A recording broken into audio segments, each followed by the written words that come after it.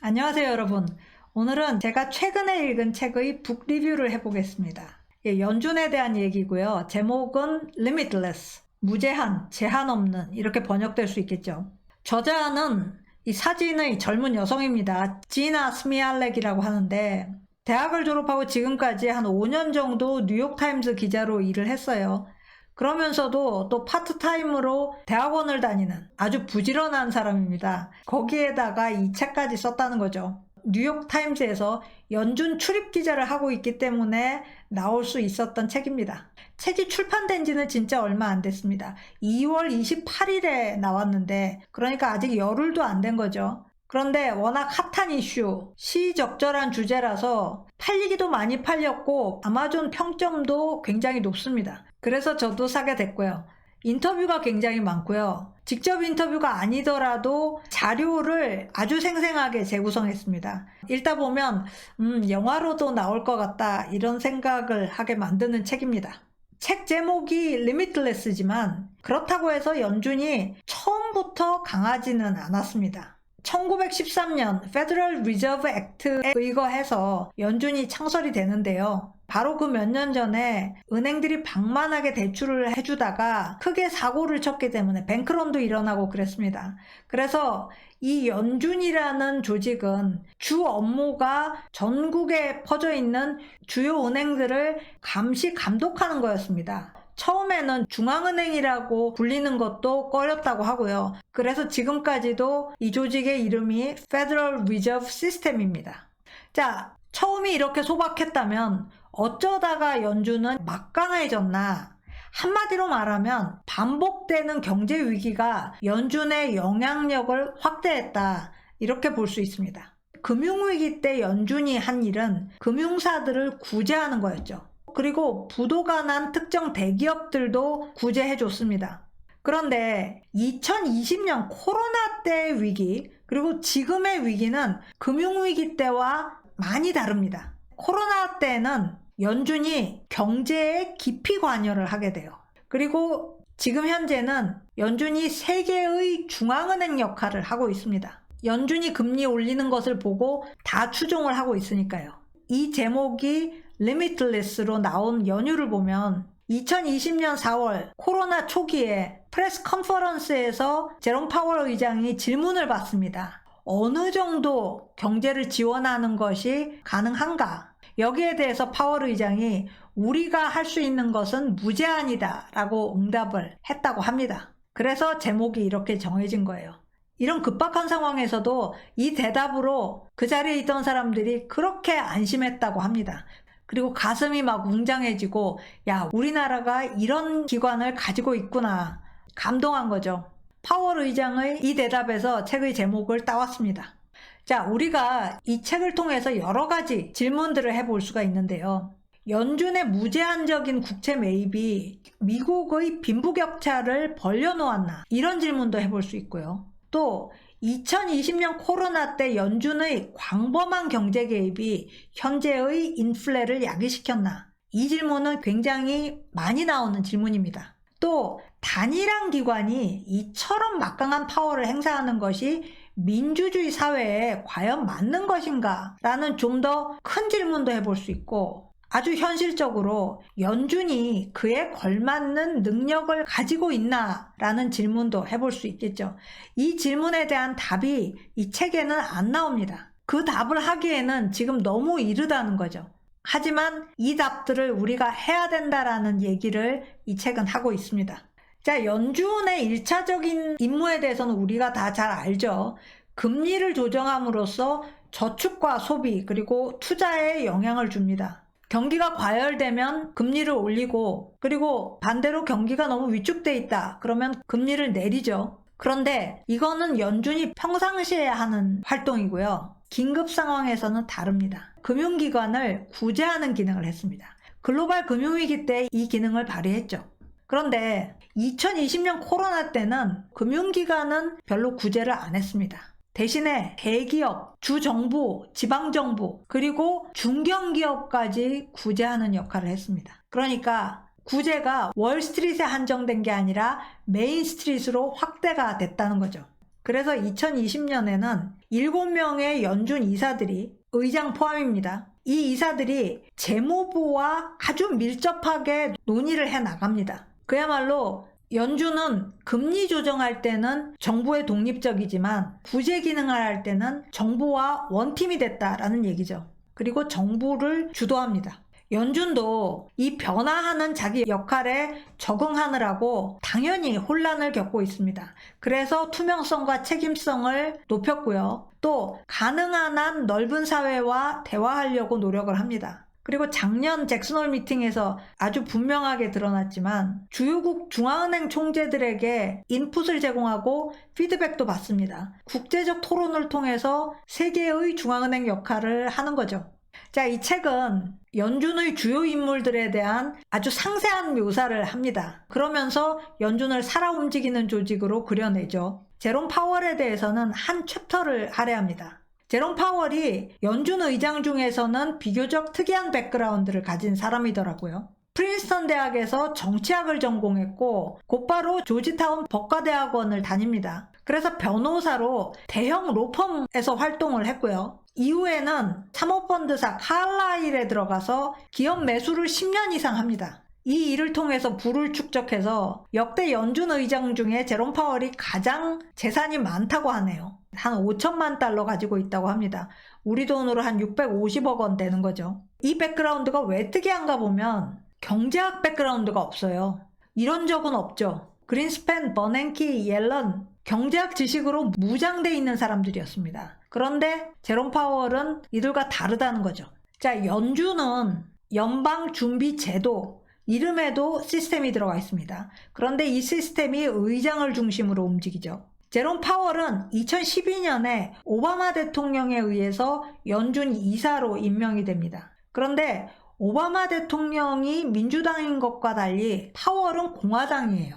연준은 전통적으로 공화당과 민주당이 좀 균형이 맞춰져 있었습니다. 그래서 안배 차원에서 7명의 이사 중 1명으로 임명이 된 거죠. 그리고 나서 2년 후에 자넷 옐런이 의장으로 임명이 됩니다.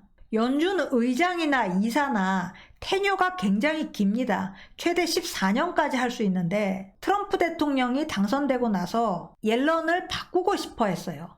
그래서 4년 만에 옐런 의장이 조기 교체되고 이 자리에 파월을 임명하는 겁니다. 공화당이네, 잘 됐네, 이렇게 된 거죠. 그래서 의장으로서는 전문성이 좀 부족한 거 아니냐, 이런 얘기도 많이 들었습니다.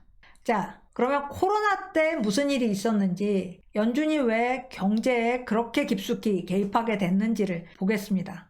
2020년 3월 둘째 주가 되면서 채권 시장에 이상 징후가 감지되기 시작했어요. 갑자기 채권 거래가 안 일어난 겁니다. 미국 국채 시장은 바다의 비유가 됩니다. 물을 아무리 갖다 부어도 표시가 안 나는 바다. 그러니까 거래 몇 건에 국채 금리가 출렁거리는 일은 없죠. 그런데 거래가 워낙 메말라서 거래 단 한 건에도 금리가 출렁거리는 사태가 벌어진 겁니다. 어떻게 이런 일이 일어날 수가 있을까? 트레이더들은 완전히 패닉했습니다. 아무도 미국 국채를 사려 하지 않는 사태를 상상도 못했던 거죠. 자, 여기서 1차 방어선은 뉴욕 연은의 국채 데스크였습니다. 가장 중요한 곳, The Holy of Holies라고 불리는 곳입니다. 3월 둘째 주 마지막 날 금요일에 주식시장은 굉장히 불안한 가운데 마감을 했습니다. 폭락은 안 한 상태예요. 그런데도 이 문제의 심각성은 느끼기 시작했습니다. 연준 이사들은 그 다음날 회동을 하고 뉴욕 연은 총재는 뉴욕에서 웹캐스트를 하죠. 왜 주말에 회동을 하느냐? 아시아 시장이 열리기 전에 우리의 입장을 정리해야 된다라는 거였죠. 그래서 무제한 투입을 결정을 합니다. 코로나로 경제가 얼마나 마비됐으면은 국채를 사려는 사람도 없고 팔려는 사람도 없습니다. 이건 몇몇 기업을 구제하는 것으로 끝날 문제가 아니다. 전체 경제 시스템을 구제해야 한다. 연준의 업무를 이렇게 규정을 합니다. 3월 16일 월요일이 됐어요. 연준은 이미 주요 국가 중앙은행들하고 커뮤니케이션을 다 끝냈고 미국 주요 은행들하고도 커뮤니케이션을 했습니다. 그럼에도 불구하고 월요일 S&P 500은 12% 폭락합니다. 1987년 블랙 먼데이 이래 가장 큰 폭의 하락이었죠. 유가는 배럴당 30달러로 떨어졌고요. 3월 15일 일요일에 나온 연준의 패키지가 뭐였냐면 우선 1%였던 기준금리를 제로로 인하한다. 기준금리가 계속해서 제로였다가 1%로 올린 지가 2주도 안 됐습니다. 그런데 곧바로 100bp를 단칼에 내린 거죠. 또 국채를 무한정으로 매입하는 프로그램을 시작했습니다. 기업 채무 변제를 지원하겠다. 그리고 외국 기업의 달러 확보도 지원하겠다. 이게 연준 패키지였습니다. 근데 물론 이게 시작이었죠. 그 뒤로 계속해서 패키지는 커지고 새로운 것들이 추가가 됩니다. 결국 그해 10월이 되면 이제 급한 불은 껐다. 이런 공감대가 형성이 되죠. 문우신 재무장관이 연준의 대출 프로그램을 종결하겠다고 결정을 했는데도 시장이 별 타격을 안 받았어요. 그만큼 안정화됐다라는 겁니다. 그럼에도 연준은 제로금리를 계속 고수했고요. 국채 매입도 매월 1,200억 달러 속도로 계속 매입하기로 했습니다. 하지만 그해 연말에는 경제에 대해서 상당히 안심하는 분위기로 다들 돌아섰습니다. 그러나 우리가 잘 알다시피 다음 해에는 새로운 문제가 또 등장을 하죠.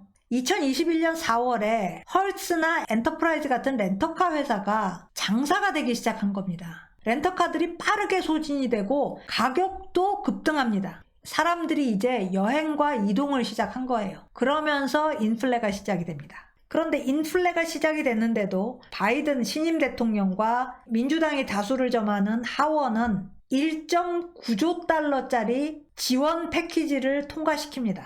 전국의 모든 가구는 1,400달러짜리 수표를 받고요. 주 정부마다 지원금이 제공됩니다. 경제에 돈을 쏟아붓는 상황이 돼요. 이때 레리 서머스 전 재무장관이자 하버드대 교수는 이게 너무 일반적이지 않다. 경기 침체에 대해서 이 정도의 회생 패키지를 제공하지 않는다. 이거는 2차 대전 복구 수준이다.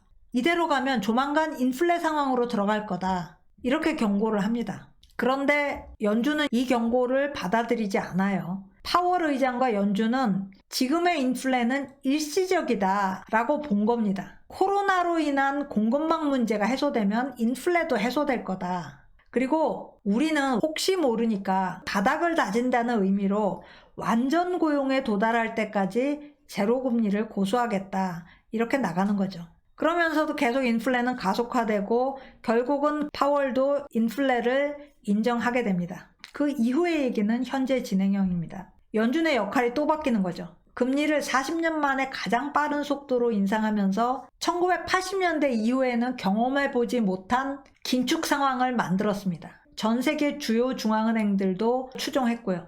세계의 눈이 파월의 입에 집중되는 그런 상황이 된 겁니다. 이 책은 2020년 코로나 때만 다루는 게 아니에요. 그 이후 지금 상황도 다루고 있습니다. 과거는 1950년부터 연준의 변화와 진화를 세세히 들여다봅니다. 그러면서 얼마나 연준의 역할이 커져가고 있는지를 보여주죠. 응급 상황에서 역할을 확대했다고 해서 연준을 욕할 수는 없습니다. 연준이 자기 역할을 그만큼 확대시켰기 때문에 대공황이 다시 반복이 안 된 거다. 이런 진단도 말이 되거든요. 대신에 대공황은 다시 일어나지 않았지만 문제는 계속 축적이 되고 또 새로운 문제를 낳습니다. 그게 이번에 보여지는 2020년과 현재의 관계입니다. 지금 상황을 연준이 어떻게 풀어나갈 것이냐 이것도 궁금하지만 과연 또 어떤 문제를 새롭게 나올 것이냐 불가피하게 그렇게 될 거라는 것 이것도 궁금하고 걱정스럽습니다. 저자인 스미알렉 기자는 이 책을 쓴 이유가 기억이 희미해지기 전에 기록을 해두기 위해서라고 얘기를 합니다. 저는 정말 필요하다고 생각을 하고요. 우리도 연준을 역사적으로 판단할 필요가 있다라는 것을 느꼈습니다. 자, 오늘 스캔 여기까지입니다. 고맙습니다.